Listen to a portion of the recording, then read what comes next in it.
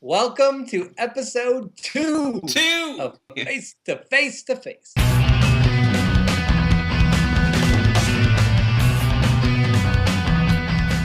All right, so our guest this month on the Face to Face to Face podcast is Sarah Anand.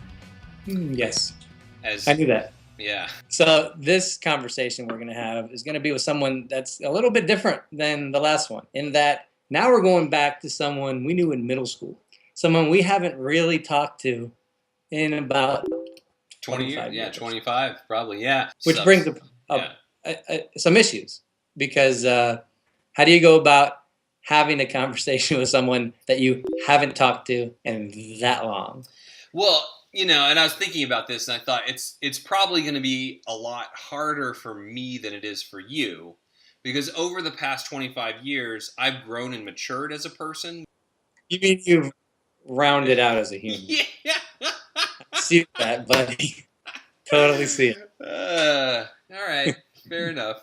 Yeah, it was fair. So, how do you want to go about this? How do you want to start talking to someone when you haven't even said a word to them in well over 20 years since you were in puberty? Well, I'm sure you've agreed, because I'm sure you've read through her timeline as well. Briefly, I'm not obsessed or anything. Well, yeah, I was not the one who was desperately in love with her for years. I'm happily married now. It's just ridiculous.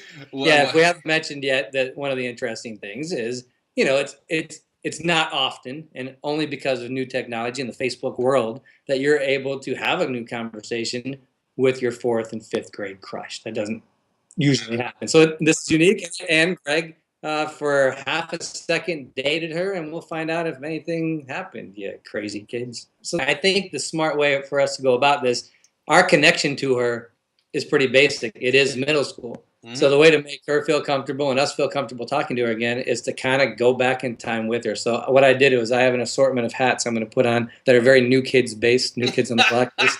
So it goes into that. So I'm going to wear hats to make her feel like we're back in 89, 90. I got Jakar on. I've got bad news for you about the internet, Matt. Yeah. She's not going to be able to smell your cologne. It's pretty strong. I put a lot on. Fair enough. What about your Z Cavariccis that you spent $80 on in 1990? That was awesome. All right, so get ready for her. All right. I think you've already set me at ease. So, and I wasn't even a really big New Kids fan, Yeah, I think Jordan is the one that would wear this particular cap or something. I love that you know the name of someone from the New Kids on the Block. Well, I think that's the one that I felt like I related most to. To me, I related more to Dave Mustaine. So I thought you were going to say Donnie. Donnie was the troublesome one. Well, I know. He's the one who has the brother who's an actor, right? He's so yeah. Got that good vibration. Got that sweet sensation.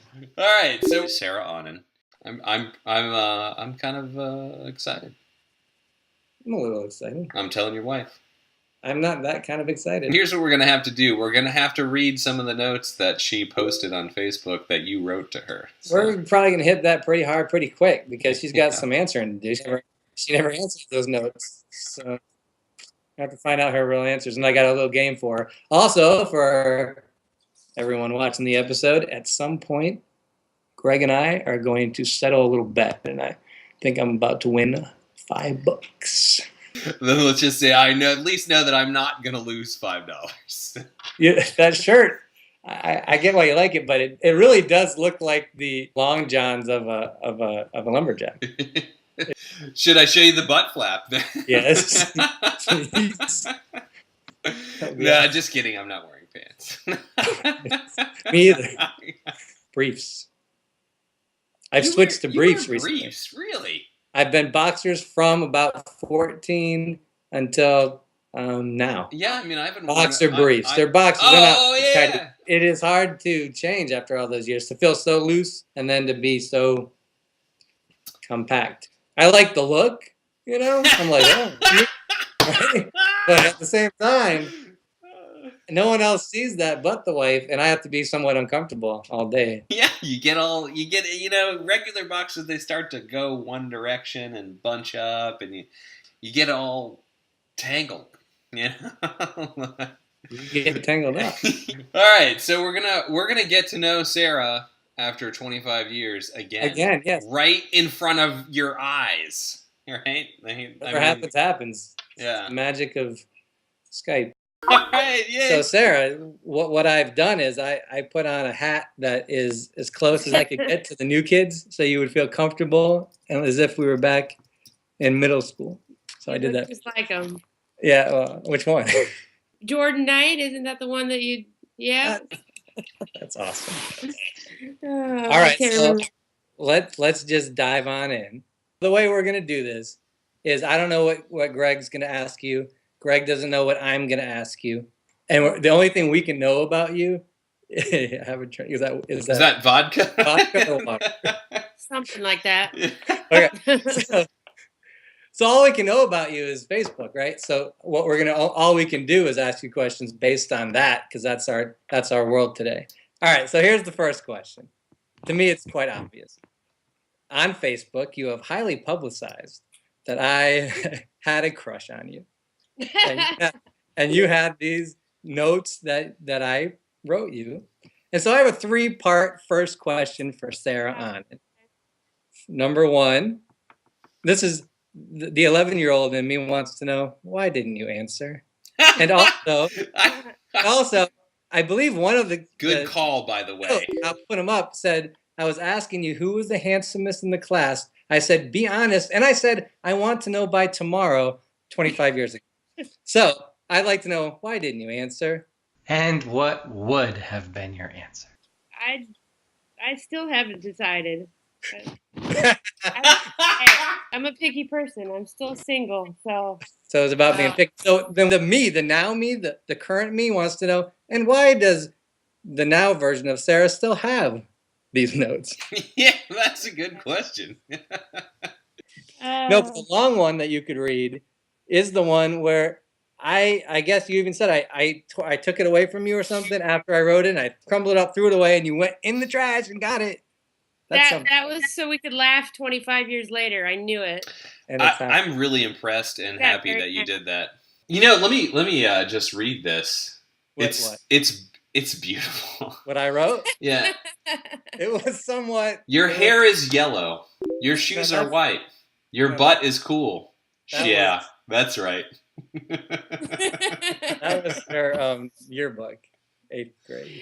Yeah. Well, okay. So here's what I was thinking before we move on to actually getting to know you now. I thought because you didn't answer things, and we were all shy. Middle school is all about having these emotions and never actually doing anything about them. So I thought, for fun, we're gonna play a game. We're gonna bring Sarah back in time, so you have to think as middle school Sarah, and we're going to play the most famous middle school game ever made. Spin the bottle. MASH. No way. I got that right. She totally guessed right. Okay, so I'm impressed. What we're going to do is we're going to rewrite an alternate history, like Back to the Future. We're going to find out your alternate future had you spoken up and had this actually occurred. Ready?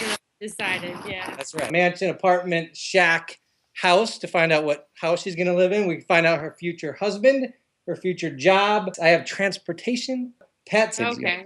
You have to name 3 boys in our class that you would have put on this list. And Sarah's going to answer honestly, finally. Well, why don't I put the 2 of you down just for fun? Okay. Seems obligatory. Plus, I mean, let's face it, we would have been on there, Come on. Because did you date Greg for like a week or 2? Like one date, I think. An actual date? Matt and I were talking about this before, and I vaguely remember you giving me like a stuffed animal or something, and then I was like, oh shit, I didn't know we were doing fucking gifts already, and that was the end of it. Probably. Yeah, I don't know. Maybe I you even posted once a note. You used some sort of teenage girl math to figure out if you were compatible with Greg. Yeah, it was. Right, and it was that you guys were compatible, according to unassailable logic, obviously. Teenage girl, girl math. I was Katie's sloppy second, so what are you gonna do? That's right. awesome. Well, she'll be on an episode eventually. But don't what's worry, more yeah. pathetic, being Katie's sloppy seconds, or being the guy who couldn't even get the girl who was the sloppy second? Oh, come on. Matt is more pathetic. There's no question about if that. we're gonna go by logic. I think I just didn't want to be tied down in 5th, 6th, 7th, 8th, 9th. Okay, you gotta name one more guy. Think of a guy who was cute in our class, or at least third cute. I'm assuming I was 1, Greg's 2. Aaron Enders. I mean, that's who everybody likes, What about right? David Fine? David Fine. Guy was fine. But David Fine. He was Yeah. cute. Yeah. He's a pastor. He is a pastor. I Isn't know. that cool? Okay. All right. So jobs. Movie star. Movie? I don't know. I was in a movie. You were at what movie were you in? Any Given Sunday. Really? Yeah. I'd come off a boat with LL Cool J and Bill Nice. Bixby. Awesome. I was friends with Oliver Stone, actually. That's why I was in there. Friends with Oliver Stone. Yeah. How do you become Let's friends with Oliver Stone? let's get that story after we finish MASH. Okay. All right. So we'll put my current job down. Marine mammal trainer. Hey, like what? Of all the jobs in the world, what would you the worst job?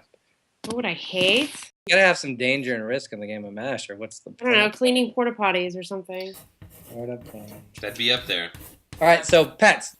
Cat, dog, and alligator. All right. Transportation. A Segway. Segway. I don't know. Lamborghini. Oh, of course. I always have that in my MASH game. Yeah, but back in the late 80s. Well, DeLorean then, if we're talking There about you go. movies. Okay, now give me a number between 6 and 12, and we will start Xing some things out. 9. This is the list, but my handwriting is horrible, so it's I pointless. like the chalkboard. All right, so every 9, something gets crossed off, and we're going to find out your alternate future. Now, segue, you got a Lamborghini. Sweet. There we go. 3, 4. With my shack, probably. Oh, my God, I'm off the list. Well, you lost me again. Oh. I mean, you know, 5, you dodged the bullet there. 7, 8, 9. Yeah, my wife would probably say you did a good thing there. Oh, my. Well, I'm sorry to say you clean porta potties for a living, and that's the way it is. Yeah, that's well. You made a choice. It's a life choice, and you made it. You have a shack. Live in a shack with a pet alligator. This is getting really interesting. This does not work out. All right, No. Greg and Dave, and that's it. This is the end of it all. David Fine. So Oh, come on. here's my final point about the past, and then we're going to move on to your present and other things. What you could have had is a shack with David Fine, porta potties with an alligator, and a Lamborghini. So my point is, I think you're doing a little better now. So you can feel good about not answering love notes and whatever. You've chosen correctly, because this is just a mess. It's a mess. that is a mess. It is a mess. All right, Greg. So that ends the game. So now's the time in the interview where we actually stop the interview. Greg and I go off to ourselves and we settle a little bet. We do? Yeah, right now. And then we'll come back to her. Okay. Promise. All right. The bet. The stupid bet. Come on. All right. So here's the bet. It's pretty simple. Greg thinks he's this genius musician, and he can take any subject and make a great song out of it. And I told him that that's crap. You can make a song, a lame song, but not a good song out of a dumb idea. That's the bet. There are no dumb ideas, Matt. Only dumb people. Right, which is why you can't do this. Well, it depends on who the idea is coming from. Right, I'm going to give you the dumbest idea possible. That's how I win the bet. That's the whole point. All right, go for it. Ready? Yep. You have to write a song about bubble beards. Bubble beards up the bathtub. I see my kids take baths, and when they're joking around, they make these little beards out of bubbles, and they take the shampoo and they make the mohawk out of it. And so I want you to make a cool song about that. Bubble beards. So, Mm-hmm. okay, I got my guitar. And so you're playing the guitar? Is that's For now, yeah. I don't have the bottom string still, as you probably remember. Right. That's like the last time that we had a practice for Digit Fish or something. Yeah. It's the same guitar. Yeah. All right. Do you know? I know you've been working on the guitar for the last 25 years, but can you play an A minor chord? I know 6 chords, and when I picked up this guitar this morning, it was full of dust. A minor, I can do. Can you play a G? I know that's usually what they do on day one, but day one for you is stretched into a couple decades. Okay. Back and forth from an A minor to Yeah, a G. so A, G, A, something like that.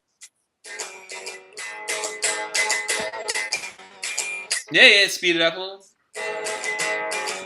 Yeah.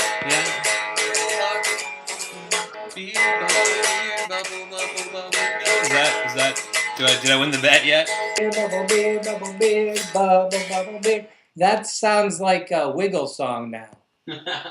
We're not cool yet. We're about to go on tour for little children. All right, let's unwiggle it. Oh boy, you're ready. A little metal would help. You're gonna metal it. Yeah.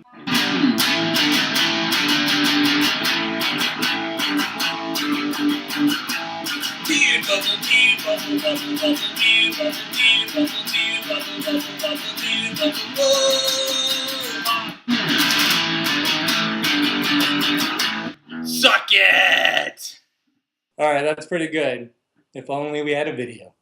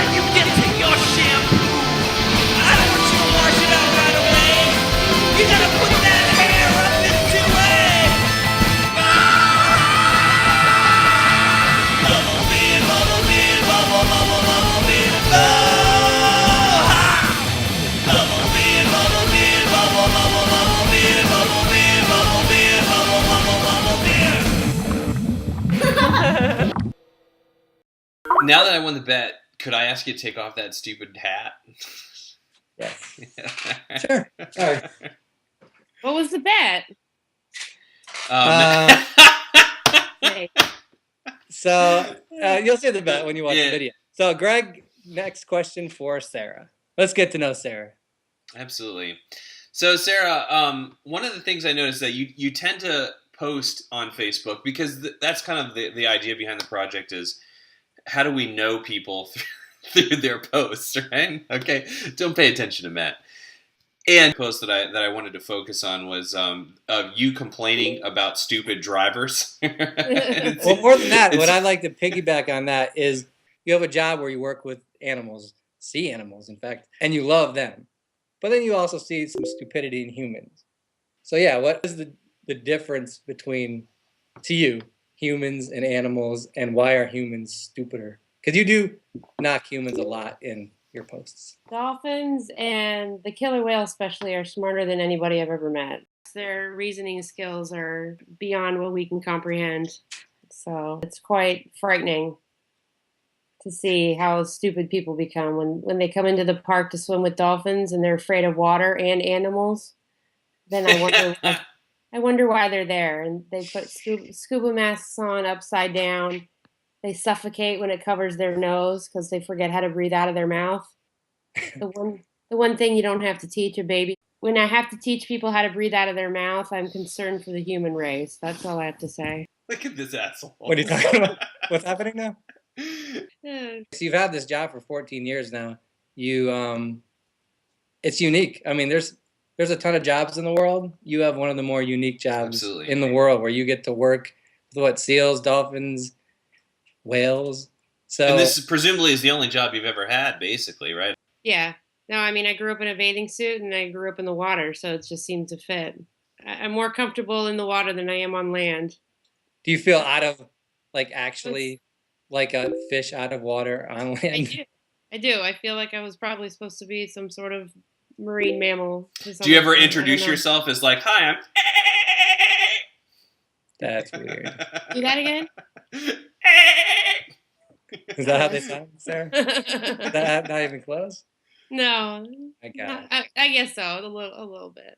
Oh, good job, Greg. So now my son is like really into like National Geographic books, and just recently read him a book about dolphins, and I had no idea that an orca was a dolphin.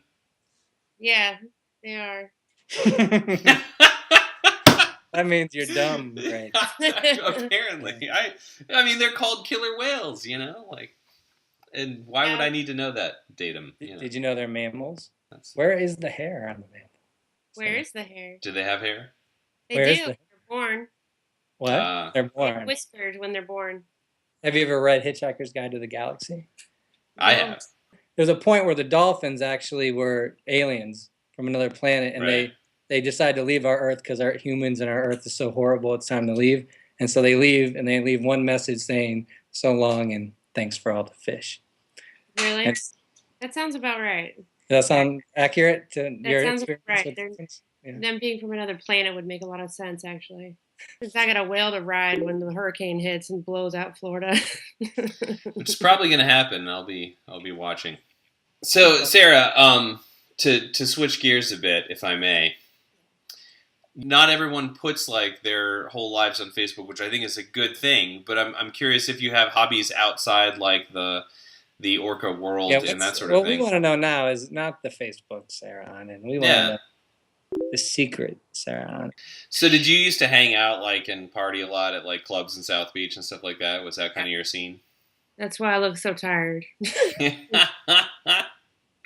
All right, so tell us the Oliver Stone connection and how that led to you being in Any Given Sunday. He hit on me in a club in South Beach and asked if I wanted to be in his movie, and I said, sure. And he said, give me your number, and I said, it's... You knew it was him? Like you didn't think he was some creep pretending to be... Yeah, I had a backless shirt on, and he liked my back.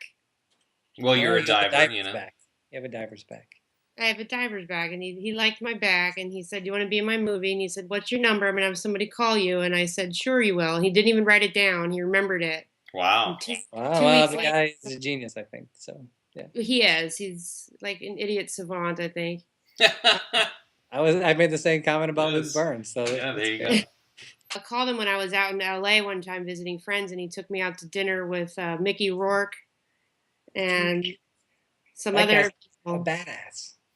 He's from Miami. He was bragging about a little bit of distance from him because it's dangerous, I think, to be yeah. No, he was bragging about how he made out with Kim Basinger and how she wanted him so bad, and he was all over the place. Well, that's a really cool story. So you like hung out with him in LA with Mickey Rourke. So would you say that you've dated Oliver Stone? No, God, no. Made sure I went in separate cars as him because I was afraid that there was going to be too much going on in the limos. It does seem a little dicey, yeah. I'd be afraid. How about this? You've had bad experiences with guys. Tell us like a worst date. Date is when I broke both my legs jumping off a roof into a pool. That definitely counts. Everybody else did it too, so I thought I could be super cool. But because I was a diver, I kept my legs straight. Yeah. So I hit the bottom a certain way, and my ankle shattered. Oh, and my right ankle shattered, and my left tibia cracked. Yikes! He never called me back. I actually did a very similar thing. I had a date with a girl. We used to go to do you remember the hill, Greg? Of course.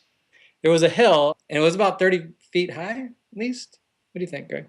30 feet, anyway, not a bit more than that. One daring guy who would jump all 30 feet all the way down. But it was like sugar sand, so it was like soft, and I know how to jump. And I knew how to give with my knees. So anyway, I had done this for years. Like I'd have Greg stand up at the bottom, and I'd jump over Greg. I was an athletic human being. That sounds smart. And so I took a girl to a movie, and I wanted to, I don't know why this is so impressive, I thought, but to show her how I can jump off of And so I took her there, and on my first jump, I think they cleared the sugar sand part of it on the bottom, and it was just like a hard ground.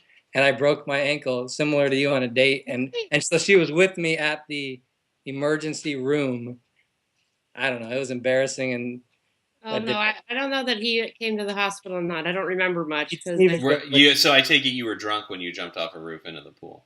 not at all. Let me throw this question out. You brought up the diving. I guess when did you start diving? How old were you? 10. Right when I met you guys. And I was gonna say because I remember you being like at the pool or whatever all the time in middle school. So, and so you did all the way through college. Halfway through college. Halfway through college. Why'd you stop? I wanted to study abroad. What girl did you want to study? You dumbass. Then here's my question. Okay, so there's a lot of sports in the world. What was it about diving? Because according to Facebook, because you do a lot of diving pics and nostalgia diving, but from all I can find is your reasoning for loving diving is to see guys in Speedos. So I mean, there's a lot of comments about diving bodies. So was it about Speedos, or what was it about diving that fascinated you? Well, and if it is Speedos, just admit it. But I mean, what? It was the people, but I didn't end up staying in there because I love the sport so much as the friends I made. And a lot of them are really good looking. So what are you going to do? They look good in the Speedo. The Speedos in general aren't a good idea. If you can pull off a Speedo, you're a good looking person. Right. I can pull off a banana hammock, but it's for very special other reasons, you know. that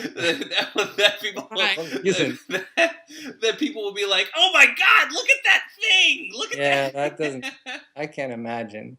Well, okay, I'll ask you the question anyway without him. So you're single still, and men seem to be at least at the very best a riddle to you, and at the very worst maybe horrible things on this earth. Well, then what are men doing wrong? What are they doing that's messing everything? What are they doing right? Oh, that's good. Oh no. I have to say I find being married quite easy, but I just it's one of those things where it's luck. I think in a sense, I met my wife and like asked her to marry me within an hour of meeting her. And that was like 14 years ago. So Greg called me and he just says, "Matt, I met my wife at a party last night," and I said, "Oh, Greg, good for you. I didn't know he was drunk when he was talking to me." I was very drunk, probably. But yeah. So my point is that it may not be you or even the people that you meet. Like sometimes there has to be some kind of, I don't know if it's mystical or whatever, but something has to click, and that's the way it is. I got to get out more. That's the thing. You're like one of those clipper ship captains. You're married to the sea. Yeah, pretty much. I'm a clipper ship captain. So, like, not very many people get to take their, like, childhood passion and make a job out of it, let alone even keep doing that passion, even if they can't make a living at it. You act like you haven't had an interesting life, but you've done all these cool things. Life. You were on a diving team. You've hung out with Greg Louganis. You've seen people. You have friends that were in the Olympics, right? Yeah. And then you get to work with animals and seals and dolphins and whales. So your life's pretty cool, I think.